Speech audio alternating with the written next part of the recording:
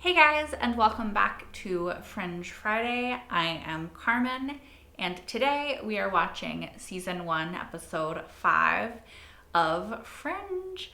I am very excited. I just got done watching the last episode maybe 30 minutes ago. And so everything is very fresh in my mind, along with the fact that we ended with Agent Scott talking to Olivia, who is supposed to be dead. Agent Scott is supposed to be dead. Olivia is supposed to be fine. But he was in her kitchen. So that doesn't make sense. Along with the fact that Peter is now fully on board with the pattern and understands that some very unexplainable stuff is happening and he would like to be a part of it. So, whew. Also, we took a little bit of a deep dive into Walter and Peter's past. There's, some issues with that whole family dynamic, which I'm sure we'll talk about more. We have talked about before and is maybe a never-ending conversation on this show. I don't know. I'm going to stop rambling though. Let's get right into episode 5. Joe! Joe, get up.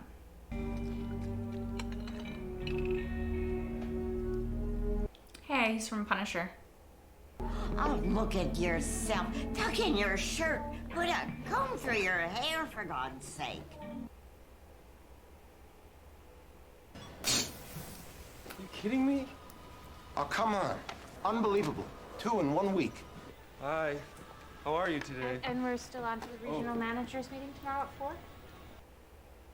Sorry, I did not mean to interrupt. No problem. Is there something else, or? I used to be a Weebelo. The Weebelos, Cub Scouts, your brownie patch. Oh, yeah. No, I actually found that online. Oh, that's, yeah, that's cool. Still on for drinks tonight? Of course. But you better not keep me out too late this time. No. Please don't do this to me. Come on. No, what happened? He's doing it to the technology somehow? This is a disaster. Oh, you dropped it.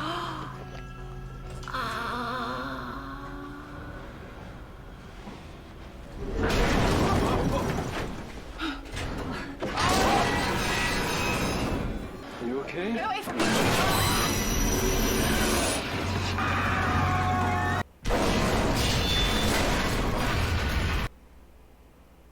That is like a fear, you guys.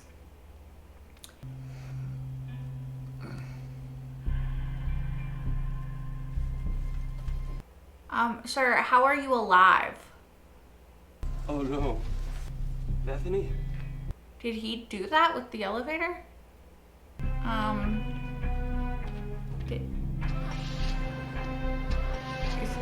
He's doing this because he's upset? So he's affecting the technology somehow? Anything with, power? I saw him last night. In my kitchen. Okay, yeah. Can we have an explanation for this? Next time John shows up for a nightcap, give him one. I'm being Or serious. so am I. You think that a few weeks pass and everything you went through just goes away? Psychological. I was thinking about that man, the one who tortured you. Something about him. So familiar. Familiar. The elevator didn't fall.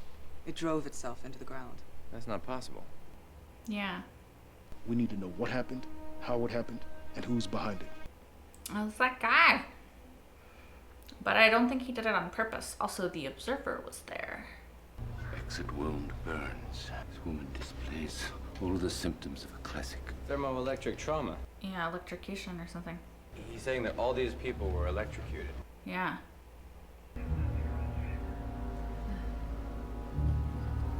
How are you doing that? This entire space is charged with electromagnetic energy, far beyond that which occurs in nature.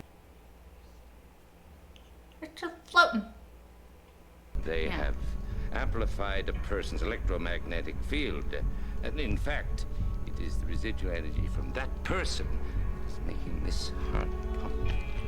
even further, it is that person who is responsible for the deaths in the elevator. So you don't think it was a weapon that electrocuted those people? No. It was a person. Because the system here, even when things are working, depends on people like you being at the very least reliable. I've had a really hard day. Yeah. It's not your uniform anymore. Get your ass down to the locker room. Take it off and leave it there. No, Don't. please. Yeah. I take care of my mother. Yeah, and I take care of my family. And one of the ways I do that is to employ smart, reliable, capable people. Yep, but okay, you're gonna die. You're gonna get killed. You're gonna get killed. You're gonna get killed. Get the hell out of here!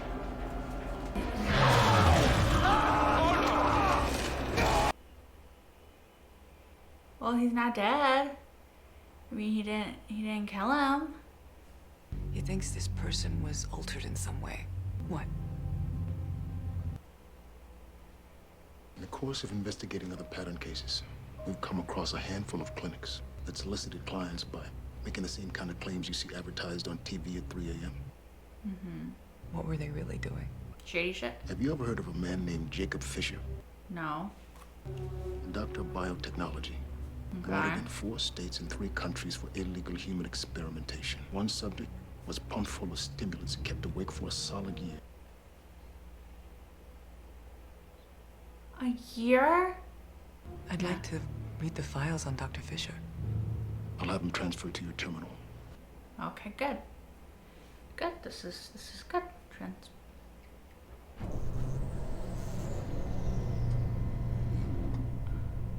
What's that?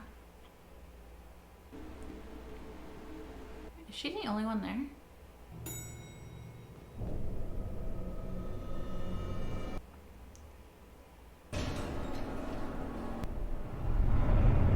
Hey, Liv. It's just me. I'm here to help. You tried to kill me. No. Liv. Huh? I'm confused. Is he really here? You're on the right track. I'm here to tell you that. You're looking for a person, but Jacob Fisher is after him also. You need to get to him first. How do you know that? Yeah, care to explain, elaborate? You're I dead. will prove it, Liv. How? That I love you. How? Always. How? But not just yet. You're just gonna have to wait. Are you dead? Are you dead?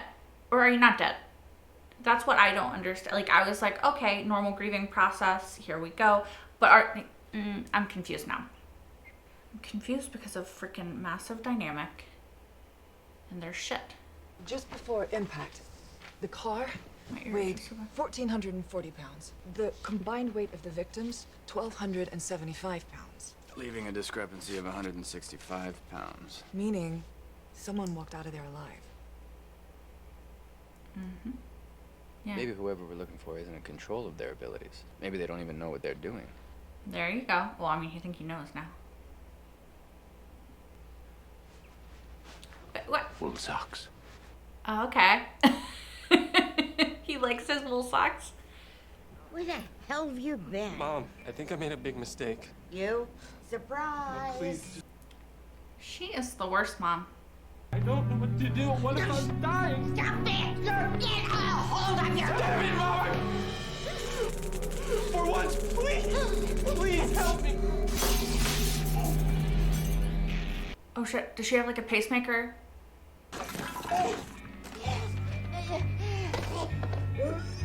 Hello? Hello? Hello?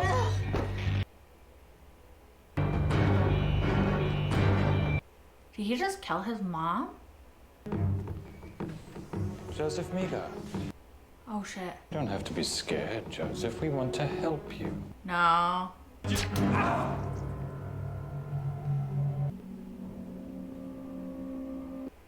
She's definitely dead. Tell Olivia to come home. I know how to find him. How? Give him the strength of Mr.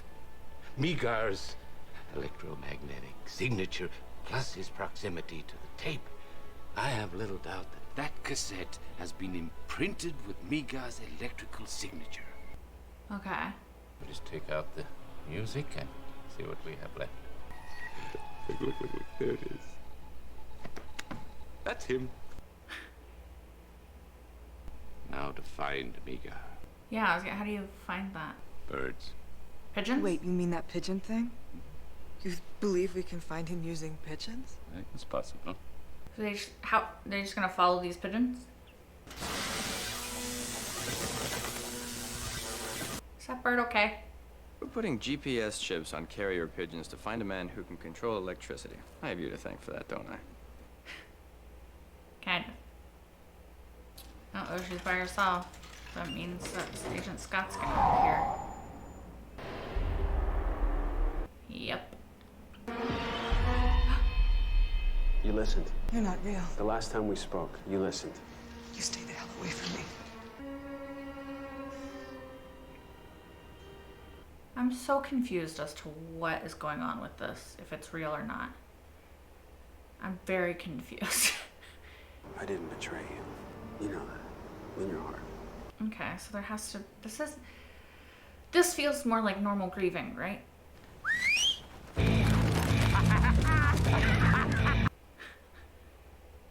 Seriously, if this works... You're gonna have some more faith in your father? No. What am I doing here? No. Wanted to be confident. That's why you came to us. No, I don't want to be confident. I don't need to be confident. But you are now. I just want my life. I just want to go back to how it was, please. Look what science has made you, Joseph. Yeah. A killer? Hey, you stay here. Whatever you say, boss. So is Peter gonna have to chase them because the pigeons are gonna move once they go inside?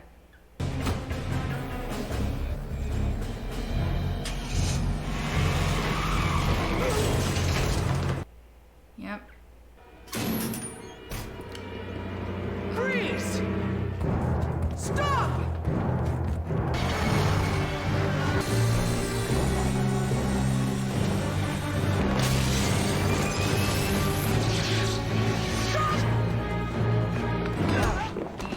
There he is. I figured that he would in some way cut him off. I want to go home. I didn't want to hurt anybody. We're going to help you. That's what they said. Please, I want to go home. I'm afraid we can't let you do that. I mean, you killed quite a few people, even if it was on accident. I've been... nothing. I'll see you tomorrow. Have you been seeing him? There is a reason. Grief? I've been having hallucinations. Not hallucinations. Visions? The brain is a mystery. But I believe when you were in the tank, John Scott, Oh, because their consciousnesses are part of connected. his consciousness crossed over into yours. Yeah.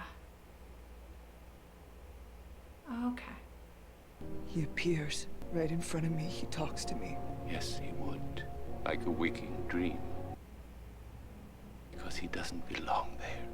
There's only room for one voice in your head, not two. Yeah. This is your brain's way of working it out. He'll go away, is that what you're saying? I don't know. Do you really want him to? That's a loaded question.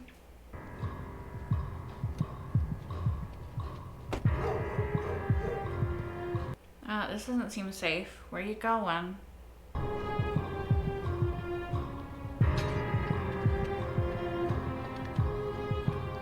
Maybe he had a secret, like, lair and this is it that nobody knew about?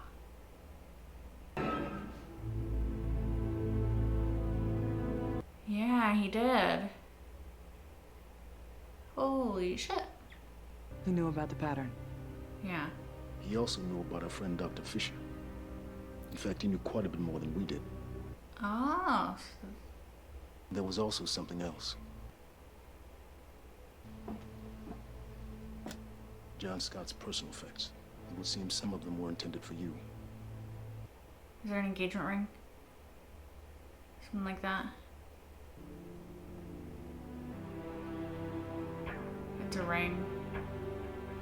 Yeah, it's a ring. will prove it, Liv, that I love you. Always.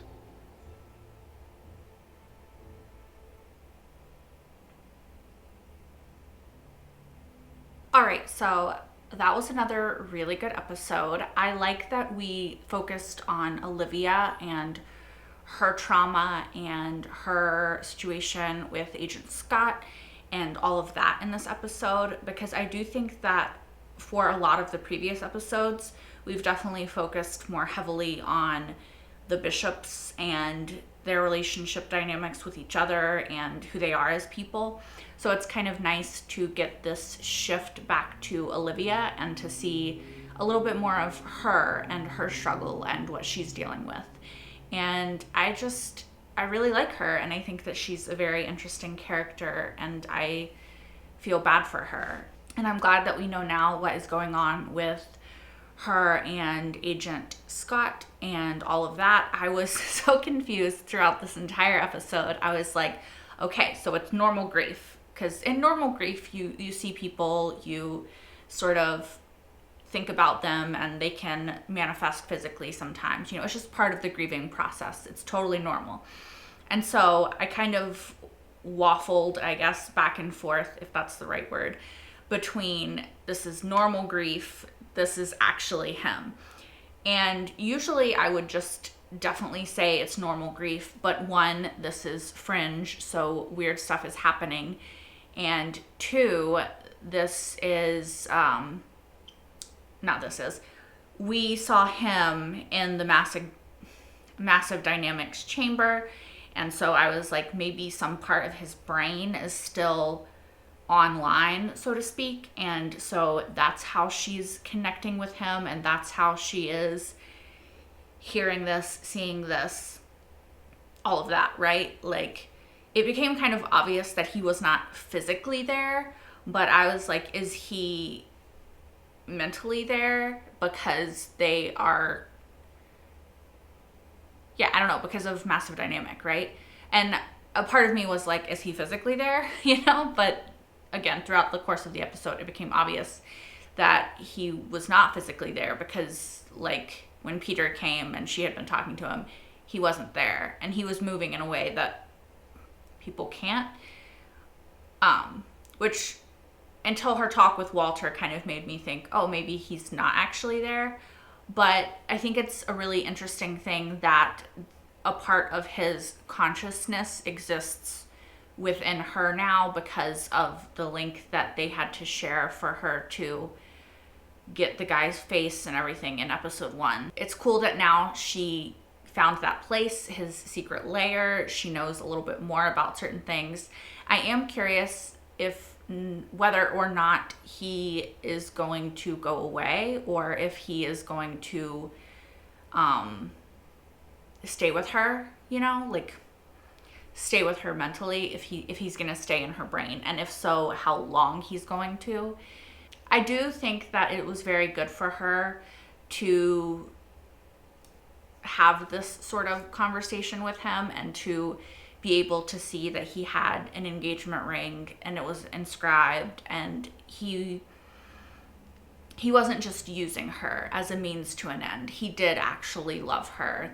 I don't know. I think that does make it better, because we don't know what side he was really on. We don't know how far good or how far bad he really was, you know?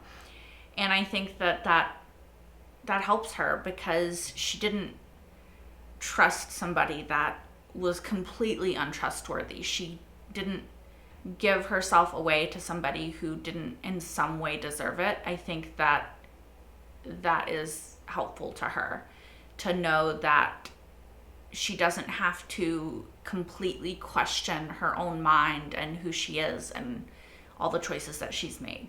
So I think it's going to help her moving forward, all of the kind of mind tricks that were played on her in this episode. Okay, so let's talk about Joseph Migar. They said it 800 times in this episode, don't remember it. But let's talk about him for a second. So he was the product of experimentation, and what occurred to him was everybody has a unique electromagnetic field that sort of they emit, I guess, right? And that might not be the right word. Not a science person, to clarify. And so they amplified his to the point where he can control the electromagnetic fields of other things. Cars, elevators, computers, handheld devices, anything that has sort of electricity in it in some way, I think, or an electromagnetic field, then he can control it. Sorry, I'm looking at my notes. I'm like, did I write that down correctly? I think that's the gist of what was happening. And so he obviously has a great deal of power. This is a very dangerous power to have. He can control cars, computers, elevators, probably missiles, weapons, things like that. So it's a very dangerous and very tricky sort of gift to bestow upon people. It's interesting because they did it based off of an ad.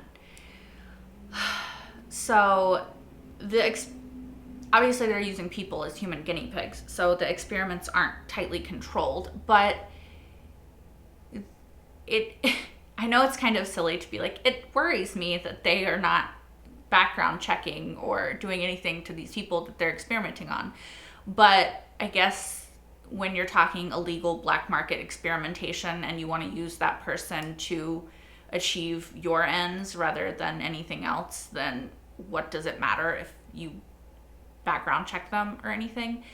But yeah, Joseph, I feel bad for to an extent, right?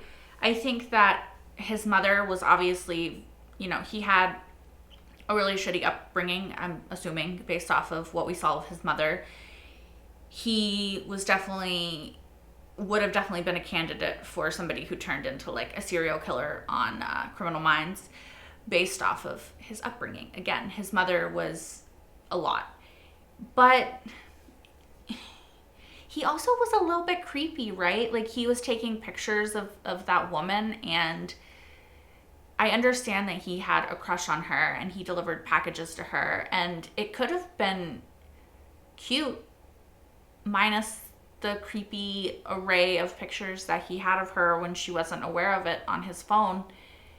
Like, that really kind of makes me less inclined to root for this guy or see him as a sort of victim of sorts, because that's real creepy,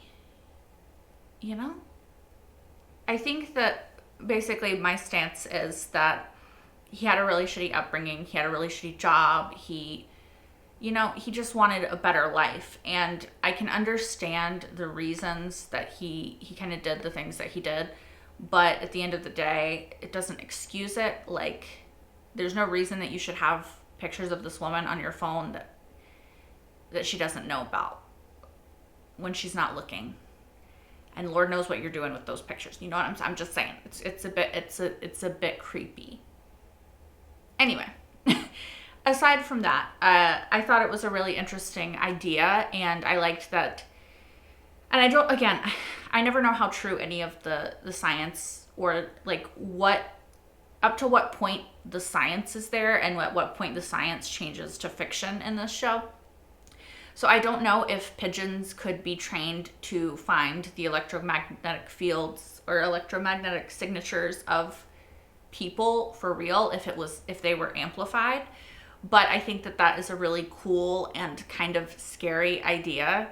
I think that, of course, it's kind of unnecessary with the fact that we all carry around little tracking devices with us all the time anyway, that could easily be found. But again, if his electromagnetic stuff makes this not work, then you can't use it to track him. So I understand it in that aspect too. I also really liked the fact, sorry, I'm kind of jumping all over the place and talking fast, but I also really liked the fact that Olivia and Walter had that conversation regarding Agent Scott, because I do think that it's cool to see them bond and to see them just connect to each other. And I don't know, I like it. And I liked Walter's interaction with Astrid, and yeah. I just really like to see the characters and to see more of them. We didn't see that much of Peter in this episode, although I did really appreciate the continuity of him still having the bruises on his wrists and on his face. A lot of times in shows, when somebody gets hurt in a previous episode, the next episode is an undescript but significant time frame, in the next episode, an unspecified but significant amount of time has passed so that their injuries are no longer visible. I like that Fringe didn't do that in this episode, and that we see that Peter is still struggling with what happened to him, and also curious as to what Walter meant by Peter's kidnapper slash torturer being familiar to him. Like, does he know him? How does he know him? Does he know him? Curious. Also, I don't think that in the past 2 episodes we've seen Massive Dynamic, which is very strange because they were in every episode before that. I mean, there's only 3, but it's interesting that we've taken kind of a little break from Massive Dynamic and everything that's going on over there. I don't think that I really have a lot more to say, but I do want to talk very briefly about the fact that I think that it's really cool the way that Fringe so far has really not shied away from the sort of deep psychological issues and struggles that all of the characters are having. I think in a lot of shows that those sorts of things are glossed over in a way, especially things like grief and just trauma and the effects of those. And I like that so far Fringe is really kind of delving into that. Olivia is seeing Agent Scott not just because she has an actual connection with him, but when she talks to Charlie about it, he's like, that's normal. It's grief. You haven't let go. You haven't moved on. Which again, I think those are kind of problematic things when you're talking about grief, but she hasn't allowed herself to feel her full spectrum of emotions in order to try to keep going, you know?